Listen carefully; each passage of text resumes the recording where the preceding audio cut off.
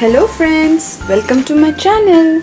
So everyone likes all kinds of paratha like aloo, gobi. So today I'm gonna show you a perfect mooli paratha or radish paratha. So let's get started. So here we are using 3 radishes. So I have washed them and peeled them. Now we have to grate them. So we have to take some precautions here. Don't use the grater with very small holes because if you grate with this, the radish will leave lot of water. So that we want to avoid it. So use always the grater with the medium holes. Now start grating them. So after grating radish, we can squeeze out the water from radish either using hands or just putting in a cloth and then squeeze it. So for some people, their hand have a burning sensation after squeezing out the water. So those people can use a thin cloth and put it in that and squeeze the water so that all the water comes out of the radish or the mooli. So you can see whole of the water has come out. Put it in a bowl. So repeat for the entire radish.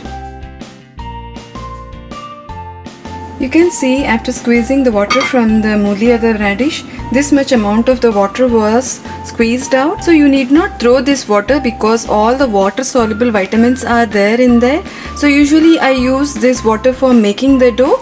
It is up to you. If you want, you can use it or discard it. So in the radish, I added 1 tablespoon of dhania or coriander powder, 1 tablespoon of red chili powder according to your spice level, 1 teaspoon of ajwain or carom seeds. You can just rub them. 3 to 4 green chilies finely chopped, little coriander finely chopped. Mix well. So see to that you don't add the salt now only because adding of salt makes the water to ooze out. So in a bowl, add 1.5 cup of whole wheat flour. Make a hole in the middle. Add little salt, 1 teaspoon of oil and the water squeezed out of radish. So mix. Add little water if required to make the dough. So for kneading the dough, I used around 1 glass of water. The dough should be of this consistency. After kneading, add few drops of oil and knead once more. Now cover it and let it rest for 10 minutes. Now add ½ inch ginger finely grated and salt to taste. So add the salt only in the last stage and mix properly. Now the filling for the paratha is ready.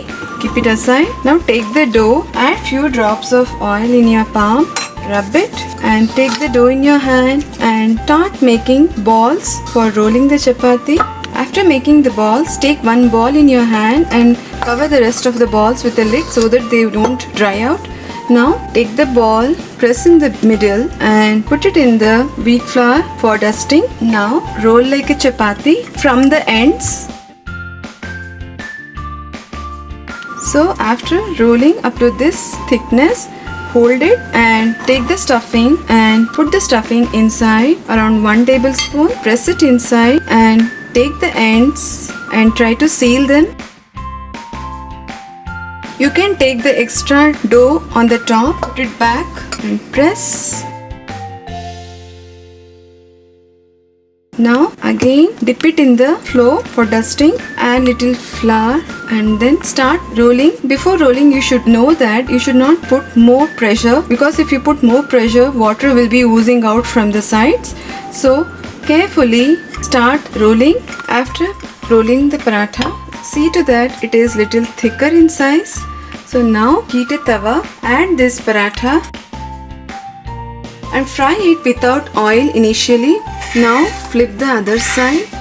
After around 1 minute, flip the other side and now you can add the ghee, butter or oil.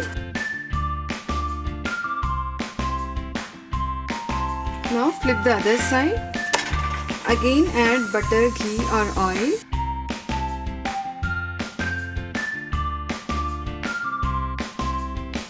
Now flip the other side. You can see it is fluffing so nicely. So after it is fried nicely from both the sides, it is ready to be taken into a plate. So I can show you inside. It looks so filled. It's so yummy. So So yummy mooli paratha is ready. If you like the video, hit the like button and subscribe to my channel.